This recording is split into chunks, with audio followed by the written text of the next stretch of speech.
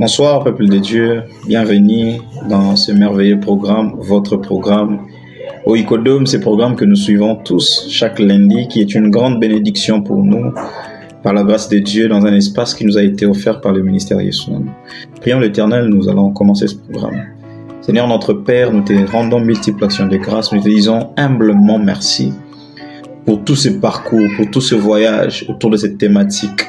Depuis le mois de février jusqu'aujourd'hui où nous terminons pratiquement le dernier lundi du mois de mars, nous avons cru à ce que tu étais capable de nous parler avec beaucoup de détails et nous voilà aujourd'hui en train de clôturer cette thématique. Je te prie, ô Dieu, par ta grâce, de nous faire du bien au travers de ce jour, ces derniers jours pour cette thématique. Je suis humblement convaincu que beaucoup de gens ont été bénis, ont découvert surtout les vérités autour de cette thématique qui tourne sur la taille de Dieu dans nos combats. Père, je te prie de nous faire encore du bien ce soir et surtout de prendre la place de l'humain pour parler à un homme, que le divin parle à un homme, que nous en soyons édifiés, afin que nous puissions nous positionner exactement là où il nous faut face à nos combats qui sont d'une manière ou d'une autre perpétuels. Merci Seigneur, parce que tu vas nous faire du bien ce soir encore, au nom de Jésus-Christ. Amen. Merci et bienvenue, je disais, dans ce programme. Je suis le frère Gloire Kianda, qui vous présente ce programme dans un espace qui nous a été offert par les ministères Yesunanu. Je suis un des membres de ces ministères qui vous présente humblement ce programme.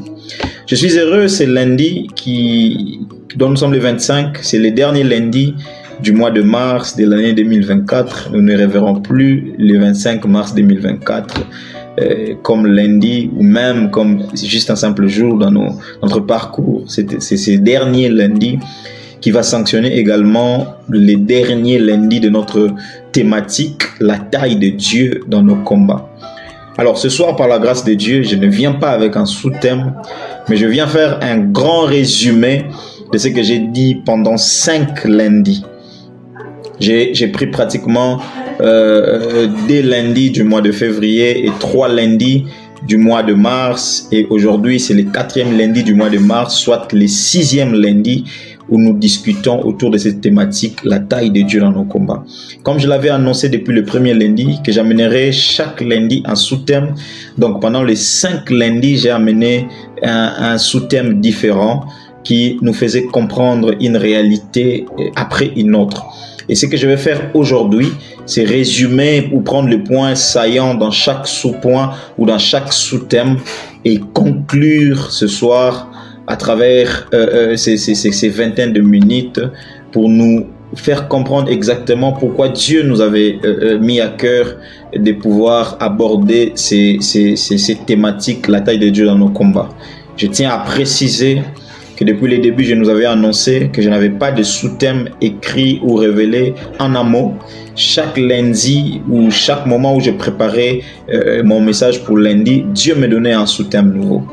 Et par la grâce de Dieu, on a abordé 5 sous-thèmes pendant 5 lundis sans qu'on l'ait reçu d'abord en amont. Et je rends grâce à Dieu pour cette grâce qu'il nous a faite d'avoir de manière instantanée de sous-thèmes où on a abordé surtout avec des points à l'intérieur qui certainement nous ont bénis.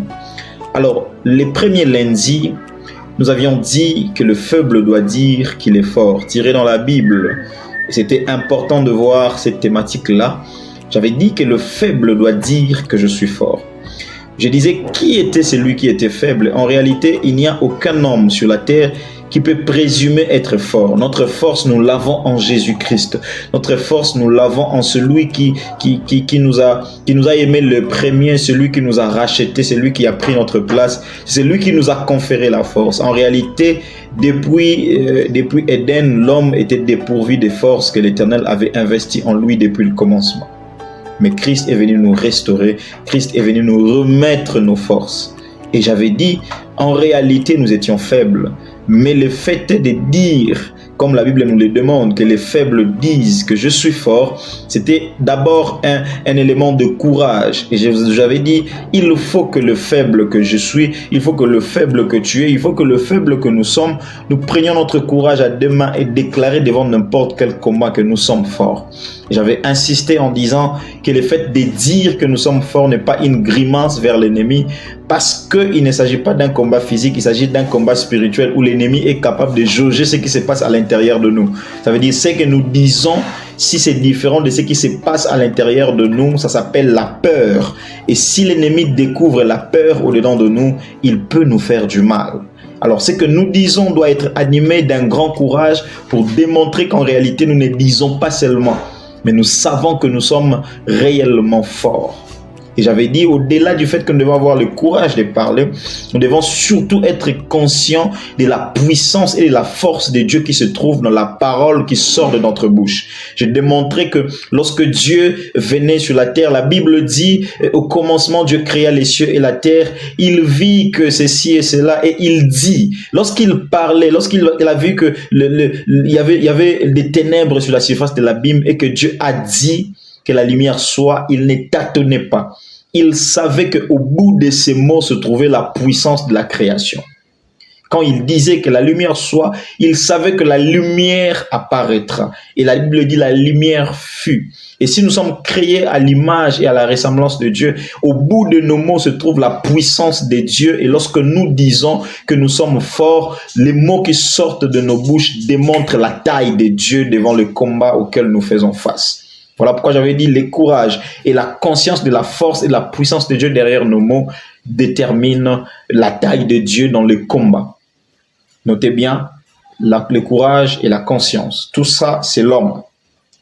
Deuxièmement, le deuxième lundi, je nous avais parlé du combat de la foi dans nos batailles, les combats de la foi dans nos prières. Lorsque nous prions, lorsque nous nous mettons à prier, l'ennemi vient combattre exactement notre foi.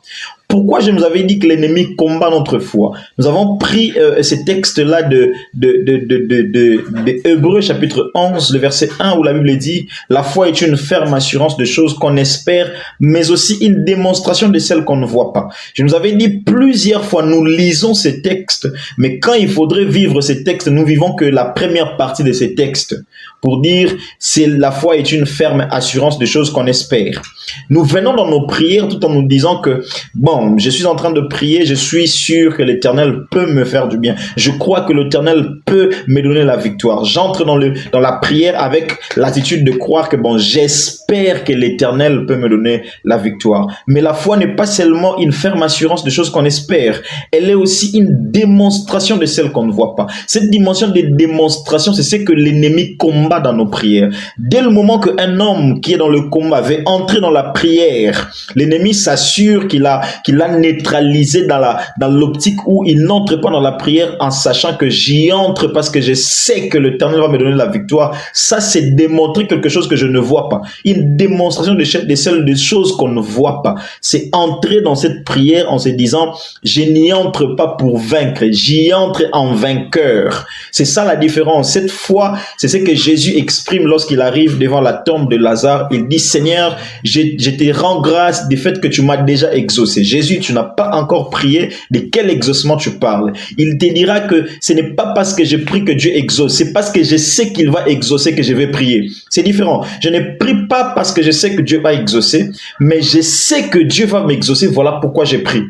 Un homme qui entre avec cette attitude dans la prière sort de la prière toujours vainqueur, et l'ennemi combat toujours cette dimension de la foi. Voilà pourquoi je nous avais encouragé de ne pas seulement se limiter à une ferme assurance de choses qu'on espère, mais surtout d'entrer dans nos moments de prière quand nous sommes combattus avec une ferme assurance d'aller démontrer des choses qu'on ne voit pas. Et qu'est-ce que l'ennemi ne voit pas quand il nous combat? Que nous sommes plus que vainqueurs. Et le troisième jour, ou le troisième lundi, je nous avais parlé de vaincre par la louange, un sujet extrêmement merveilleux. Je nous ai parlé de vaincre par la louange, et j'ai pris un texte dans 2 Chroniques chapitre 20, le texte de Josaphat, que vous connaissez tous. Cet homme-là, qui était roi dans Juda, mais qui était face à une armée qui était beaucoup plus grande que son armée à lui. L'armée des Moabites et des Ammonites, dont je nous avais expliqué qui était issu de Lot, mais qui était en train de combattre le peuple issu d'Abraham.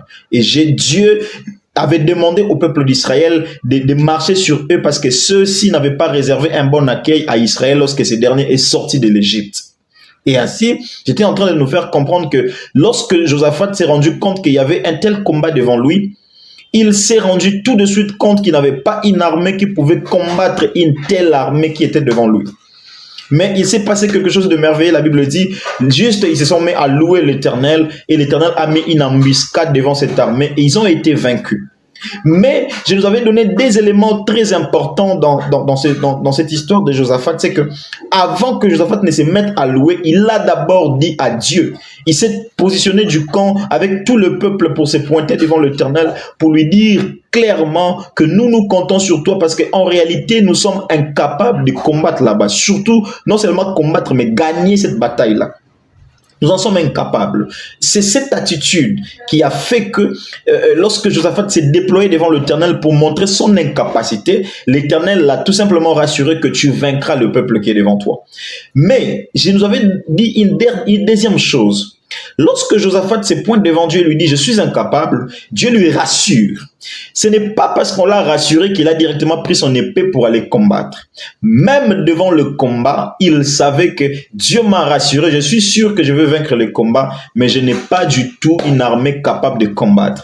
Donc, si Dieu veut que je puisse gagner, ce n'est pas moi qui vais gagner, c'est lui qui va gagner. Comment va-t-il gagner? Je ne sais pas. Alors, comme il va gagner et que moi je suis incapable de gagner ce combat, voilà ce que je vais faire. Je vais me mettre à louer l'Éternel. Cette attitude de louange à l'Éternel démontre que je suis incapable de combattre. Je suis capable de toucher l'épée. Moi, je me mets à te louer. Comme toi, tu as dit que tu vas gagner cette bataille-là. Mets-toi à combattre et gagne cette bataille. Et la Bible dit, Dieu mit une embuscade devant ce peuple. Quelle était l'embuscade? Je vous ai dit l'autre fois que j'ai essayé de chercher pour comprendre quelle était vraiment cette embuscade, mais je n'ai pas vu exactement de quoi s'agissait-il. Mais c'était aussi pour dire que cette embuscade ressemblait à la taille de Dieu. Parce qu'elle a pu vaincre toute une armée de Moabites et des Ammonites. Qu'est-ce que Josaphat a fait? Il a loué l'Éternel. Paul et Silas en prison, après être chargés de coups, fatigués, ils étaient au bout de leur force.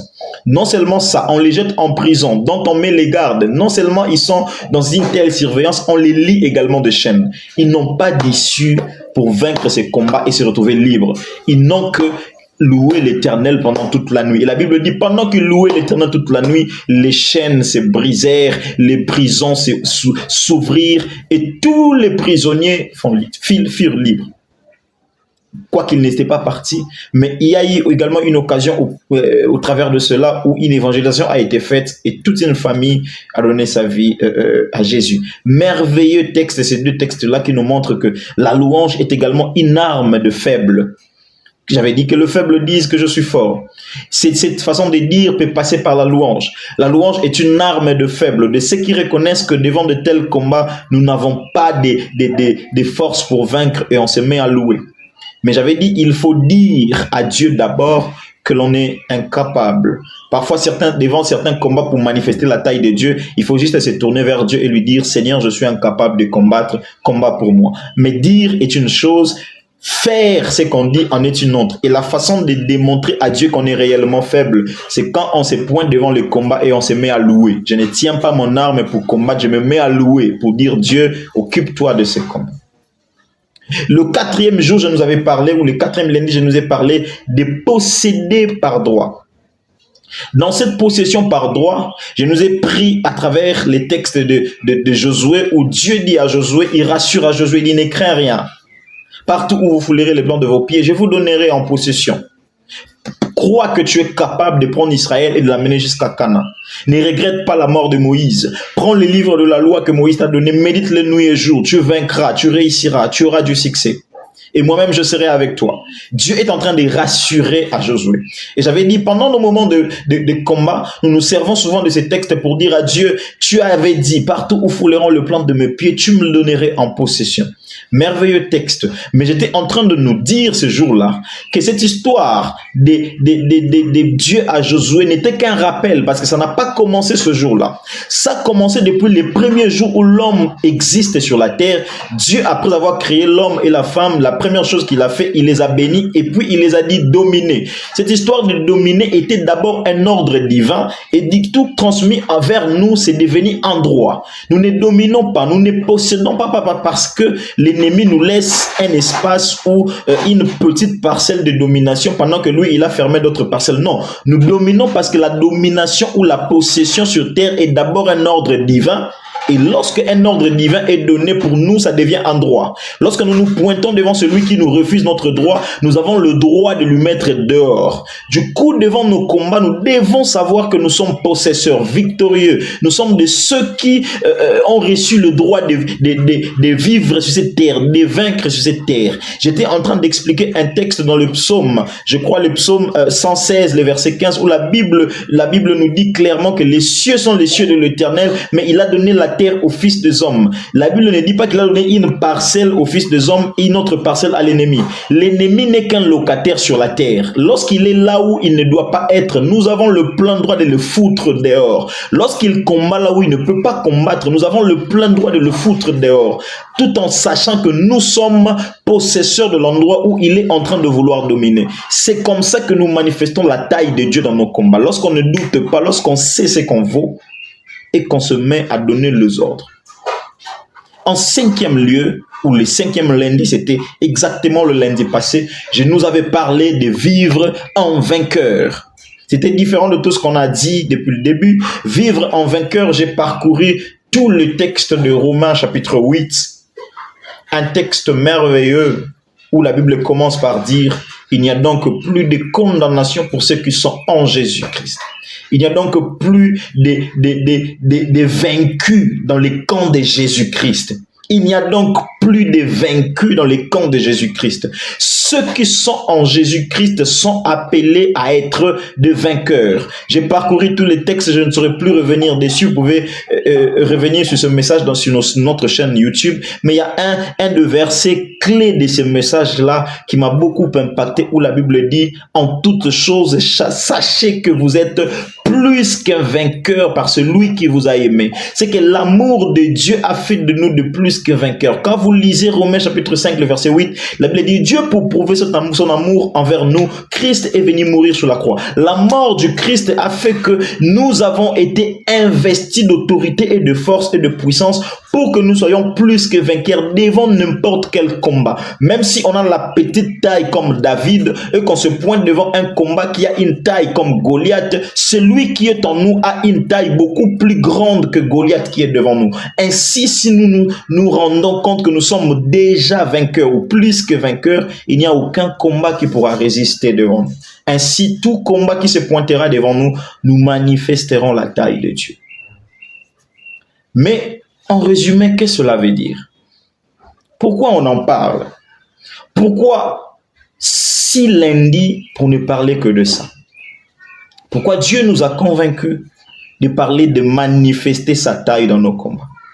La première des choses qu'il faut savoir, c'est que quand vous lisez ou quand vous écoutez tout ce que je viens de vous dire, depuis le premier lundi jusqu'au cinquième lundi, vous vous rendrez compte que jusque-là, je ne parlais que de la part de l'homme. Tous ces textes merveilleux de la Bible que nous avons exploités pendant tout ce temps ne parlent que de l'homme. À aucun moment, je nous ai dit que c'est Dieu. Même quand je vous parle de Josaphat, qui s'abandonne à Dieu, c'est toujours lui qui fait le premier pas. C'est toujours lui qui fait sa part. Mais le plus grand problème de l'humain, c'est qu'il ne fait toujours pas sa part. Il attend que Dieu fasse lui sa part. Dieu se manifeste au travers de l'homme. Dieu a créé l'homme à son image et à sa ressemblance afin que ces derniers lui remplacent sur la terre. Quand Dieu crée l'homme, la Bible dit, il amène les animaux vers l'homme afin de voir comment lui appellerait les animaux. Et la Bible dit plus tard que Jésus est le lion de la tribu de Juda. Un lion, c'est un animal. Et le nom lion n'a pas été donné par Dieu. Dieu a adopté le nom lion pour accrocher cela à son propre fils qui viendra pour dire de lui que Jésus est le lion de la tribu de Juda alors que le nom lion a été donné par un homme. Ça veut dire Dieu s'assume pour dire que celui qui vient de donner un nom, c'est ma représentation sur la terre. Je lui fais confiance. Ainsi, Dieu nous a conféré tout ce qui est en lui lui, afin que ce que lui fait dans les cieux, nous puissions le faire sur la terre. J'ai une bonne nouvelle pour quelqu'un. Si dans les cieux, Dieu s'est servi d'un ange qui s'appelle l'ange Michael pour prendre un ange qui s'est rebellé, qui s'appelle Lucifer, et le précipiter sur la terre, nous pouvons nous aussi, habitant sur la terre, prendre la même autorité et prendre un ange qui s'appelle Lucifer, le précipiter sous la terre. Je suis venu dire en fait à certaines personnes que dans la parcelle où tu dois régner, si les combats s'élèvent très fort, tu as le plein droit de la même autorité que l'Éternel dans les cieux. C'est donner le luxe de faire précipiter un rebelle sur la terre, de la même autorité que toi, la représentation du même Dieu céleste sur la terre, tu peux être revêtu de la même autorité et précipiter les mêmes rebelles sous la terre. Parce que sur la terre, c'est là où nous dominons. Si Dieu l'a jeté sur la terre, parce que la terre est son marchepied.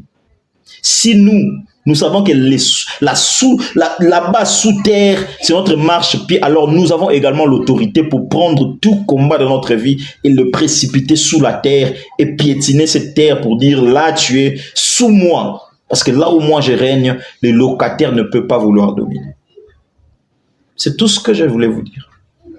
Tout ce que je voulais vous dire, c'est que tout dépend de nous. Il suffit que tu dises que je suis fort et que tu crois que ce que tu dis est puissant. Dieu se manifeste dans tes combats. Tout simplement. Il suffit que tu entres dans la prière avec une foi de la démonstration de choses invisibles. Dieu se montre directement dans ta prière. Tout simplement. Il suffit juste que devant un combat compliqué que tu dises à Dieu, je te fais confiance, je n'ai pas autre chose à faire, et que tu te mets juste à louer. Une louange, c'est d'abord une attitude dans ton cœur qui dit à Dieu, je ne peux pas, combat pour moi, t'en fais pas. Dieu se manifeste directement dans tes combats. Il suffit juste que tu saches que je possède par droit et tu peux repousser n'importe quel ennemi qui veut menacer ton territoire. Tout simplement. Et Dieu se manifeste dans tes combats. Quand Goliath vient menacer ton territoire, David, tu peux le repousser. Dieu se manifestera. Et enfin, il suffit juste que tu saches que je suis plus que vainqueur par celui qui m'a aimé. T'en fais pas. Tout le combat de ta vie, Dieu se manifestera. Je suis convaincu que tu as compris que tu as été béni. D'abord ta part, Dieu se manifestera parce que tu aurais fait ta part. Que Dieu te bénisse. Seigneur, je prie pour quelqu'un qui m'a suivi pendant 6 lundis, qui ne s'est pas lassé, que dorénavant qu'il devient plus que vainqueur devant tous ces combats, que tous les combats qui se lèvent dans sa vie, là où il est faible, j'élève le Dieu le Tout-Puissant, El Shaddai, que tu puisses vaincre pour lui tout combat et que de sa bouche monte une louange à ton honneur, parce qu'il est devenu plus qu'un vainqueur. Je suis venu introniser toutes les personnes qui m'écoutent dans une saison de victoire infinie au nom de Jésus-Christ. Plus jamais l'ennemi sera vainqueur devant toi. Plus jamais la maladie ne te vaincra. Plus jamais la mort n'arrivera subitement dans ta vie ou dans ta famille sans que Dieu ait accordé son aval. Au nom de Jésus-Christ. Père, fais-les et accomplis-les comme tu l'avais voulu. Au nom de Jésus. Amen. Hey, merci de m'avoir suivi. Vous étiez très nombreux pendant 6 lundis. Je suis très heureux d'avoir partagé ces meilleurs moments, ces merveilleux moments de cette thématique par la grâce de Dieu avec vous. Je suis très impatient de vous revoir le lundi prochain pour aborder une autre thématique qui va nous prendre sûrement tout le mois d'avril. J'insiste, ce programme est un programme des révélations de la part de Dieu. Je n'ai pas encore une thématique pour le mois d'avril, mais je vous reviendrai sûrement le lundi ou sûrement le lundi prochain avec une nouvelle thématique qui va nous prendre tout le mois d'avril. Quant à moi, je vous donne rendez-vous déjà lundi prochain. Que Dieu vous bénisse énormément et merci de nous rester fidèles.